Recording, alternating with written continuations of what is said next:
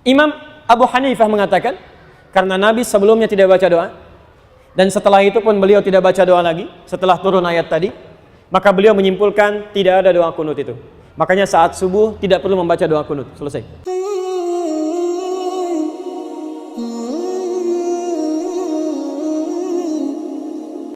Apa hukumnya kunut yang dikerjakan setiap subuh? Taib, Anda berbicara hukum, berarti saya mesti jelaskan turunan hukum. Ingat, bedakan ini ya, ada hukum dan sikap hukum, itu beda.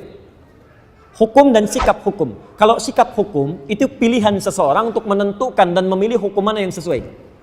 Tapi kalau hukum saja, itu berarti semua turunan hukum yang dipesankan oleh Al-Quran dan Sunnah. Misal, hukum tentang bismillah, itu bisa dibaca 4 cara dalam sholat. Seperti saya terangkan tadi malam. Bisa dijaharkan, disirkan, tidak dibaca sama sekali, atau dibaca rakaat pertama, selanjutnya tidak. Tapi sikap kita terhadap itu memilih salah satu. Itu sikapnya. Nah, kadang-kadang mohon maaf, kalau hukumnya sudah ada pilihan, tapi sikap hukumnya berbeda, sepanjang dalam kerangka hukum itu tidak perlu kita kemudian berselisih. Sepanjang dalam kerangka hukum yang sama. Karena kita tidak mungkin memaksakan seseorang selalu sama dengan kita. Kecuali kalau pada hukum yang sifatnya satu dalil, satu contoh, dan tidak ada sikap lain kecuali itu saja. Seperti saya terangkan dalam kesempatan tadi malam. Nah, sekarang tentang kunut.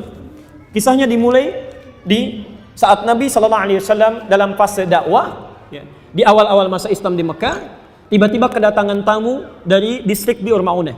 Bi'r Ma'unah agak banyak ini. Ya. Menyampaikan bahwa, ya Muhammad, ya Rasulullah, di tempat kami orang-orang yang masuk Islam. Semuanya masuk Islam.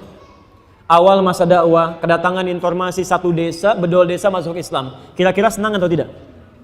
Senangnya luar biasa. Maka mereka minta dikirimkan guru-guru untuk mengajar. Dikirimkanlah oleh Nabi SAW 70 orang penghafal Quran. 70 orang penghafal Quran.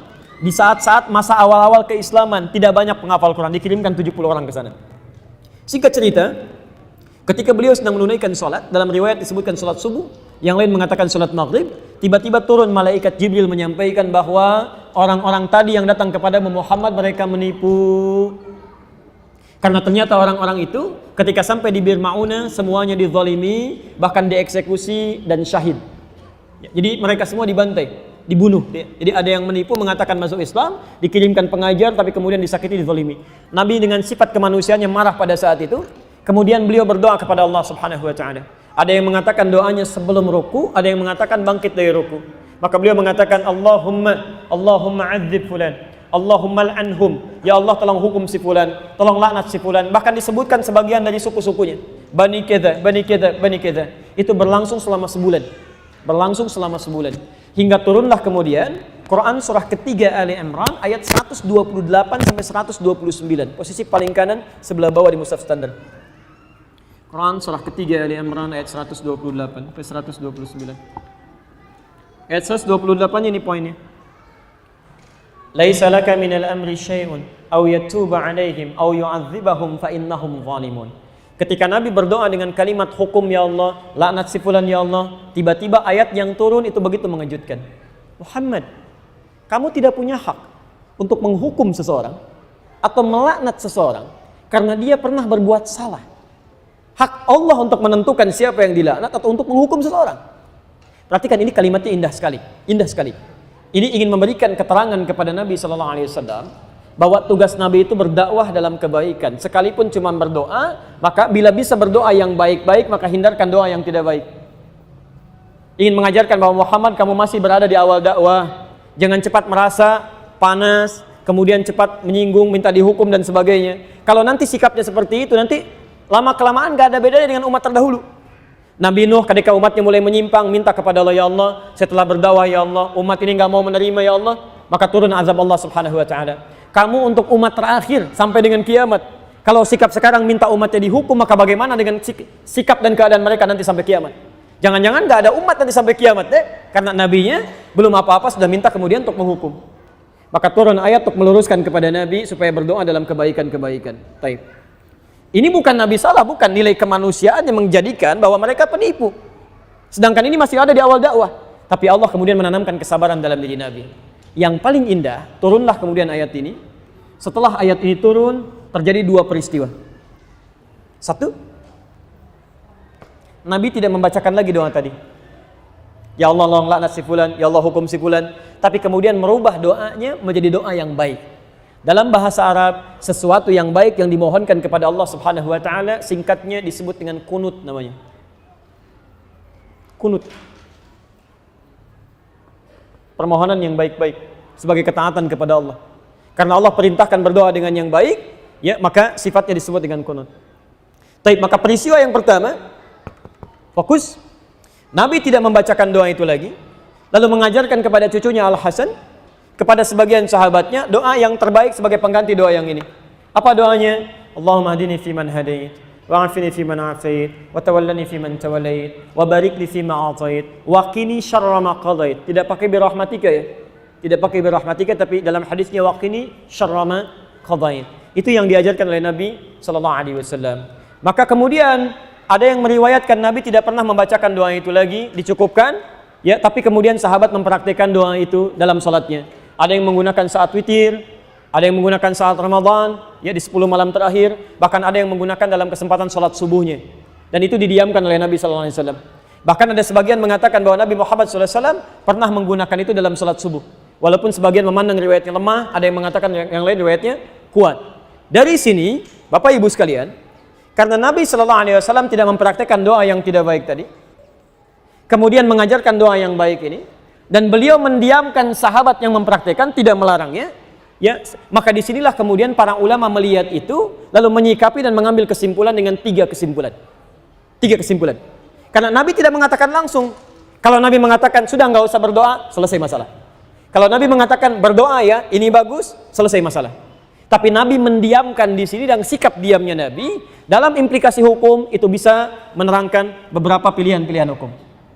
Maka Imam Abu Hanifah mengatakan, karena Nabi sebelumnya tidak baca doa, dan setelah itu pun beliau tidak baca doa lagi, setelah turun ayat tadi, maka beliau menyimpulkan tidak ada doa kunut itu. Makanya saat subuh tidak perlu membaca doa kunut, selesai. Imam Abu Hanifah. Imam Malik, Imam Syafi'i menyimpulkan, Nabi SAW baca doa. Doa ini diganti oleh Allah untuk yang baik-baik. Dan kemudian diajarkan oleh Nabi pada sahabat, sahabat membacakan, Nabi tidak melarang. Ini artinya itu pun dibenarkan kalau dibacakan. Maka dari itulah Imam Syafi'i, Imam Malik mempraktikkan doa kunut ini. Imam Malik membacakan sebelum ruku. Jadi begitu membaca surah di rakaat yang terakhir dalam sholat subuh, itu Imam Malik mempraktikkan kunut, tapi kunutnya nggak jahar, sir. Makanya setelah baca surat agak lama, itu sedang baca kunut dalam subuh. Imam Syafi'i memilih riwayat yang setelah ruku. Ruku i'tidal, sami Allahu liman hamidah, Rabbana walakal hamd, lalu membacakan ini dalam subuhnya. Plus Imam Syafi'i, Allahumma hdini fiman hadait, dan seterusnya. Imam Ahmad bin Hanbal mengambil jalan tengah. Ini Nabi sebelumnya nggak berdoa. Ada peristiwa besar terjadi yang membutuhkan doa, kemudian Nabi berdoa dengan itu. Setelah itu Nabi tidak berdoa lagi. Ini artinya doa ini bisa dihadirkan dalam peristiwa-peristiwa yang menuntut doa itu disertakan oleh kita, karena ketidakmampuan kita berada di sana. Peristiwa dahsyat besar yang meminta kita atau menuntut kita menghadirkan doa, itu dalam bahasa Arab disebut dengan nazilah. Nazilah, maka dikenal dengan istilah kunut nazilah. Doa kunut yang dibacakan ketika terjadi peristiwa genting yang membutuhkan doa. Yang ada di Palestina, yang ada di Aleppo kemarin, yang ada di Syria dan sebagainya. Maka dikenal dengan istilah kunut nazilah. Tiga-tiganya disepakati oleh para ulama, baik di zaman itu sampai di zaman kini, ini ijtihad para ulama yang dibenarkan dan sah dilakukan ketika memilih satu di antara ketiganya. Karena Nabi memang memberi peluang yang sama untuk bisa mengerjakannya atau tidak sama sekali. Jadi, di masa bahkan Imam Syafi'i, beliau pernah berkunjung ke tempatnya Imam Abu Hanifah setelah beliau meninggal. Masya Allah Pak, Imam Syafi'i kunut, Abu Hanifah dan muridnya tidak. Begitu sampai ke tempat Imam Abu Hanifah, murid Imam Syafi'i mengatakan, ketika Imam Syafi'i diminta jadi imam, Syekh tafaddal, taumu bin nas, tusalli bin nas, Anda jadi imam. Murid Imam Syafi'i mengira Imam Syafi'i akan kunut. Mereka mengatakan pendapat kita akan unggul di sini. Tapi ternyata ketika sholat subuh, Imam Syafi'i tidak kunut. Tidak kunut. Apa kata muridnya setelah sholat? Syekh, 5 lam taknut, kenapa Anda tidak kunut? Kata beliau, saya menghormati pendapatnya Imam Abu Hanifah yang berlaku di tempat ini. Masya Allah. Imam Syafi'i kunut, tapi ketika berkunjung di tempat yang tidak kunut, beliau tidak mempraktikkan kunut. Imam Ahmad bin Hanbal juga, Masya Allah, beliau kunutnya nazilah, tapi ketika beliau berada di tempat Imam Syafi'i, beliau kunutnya kunut seperti biasa, bukan nazilah lagi. Jadi di sini indah sekali. Para ulama soleh, hafal Quran, menulis kitab hadis, dekat dengan Allah, saling menghormati satu sama lain. Walaupun beda pendapat, tapi masih bisa minum teh sama-sama, tersenyum sama-sama, dan ada dalam kebaikan. Antum bukan imam besar, jadi makmum juga jarang, hafal Quran juga tidak, hadis belum dituliskan, Masya Allah. Kenapa masalah ini jadi pada ribut? Yang kunut benar, yang tidak kunut benar, yang salah, yang tidak sholat subuh. Selesai. Nah sekarang selesai sederhana. Jika imamnya kunut, antum ikut kunut, mengaminkan, selesai. Ya, persoalan mengangkat tangan atau tidak itu persoalan lain. Tidak harus mengaminkan mengangkat tangan. Saya tadi subuh imamnya kunut, saya mengaminkan tapi tidak harus mengangkat tangan. Kalau imam dia berdoa boleh mengangkat tangan. Ya, jadi begitu mengatakan Allahumma hadina fiman hadait, saya katakan amin. Karena makmum itu tugasnya mengikuti imam. Dan kalaupun imamnya nggak kunut, antum biasa kunut, antum nggak usah kunut. Apalagi imam salam, antum sujud sahwi itu nggak usah. Awas jangan terlampau soleh di sini. Awas, karena tugas makmum itu mengikuti imam. Imam ruku, antum ruku. Imam sujud, antum sujud. Imam kunut, antum kunut. Imam nggak kunut, antum nggak usah kunut. Selesai ya? Gampang sebetulnya. Allahu Akbar. Yang salah, yang tidak, kita sepakat di situ.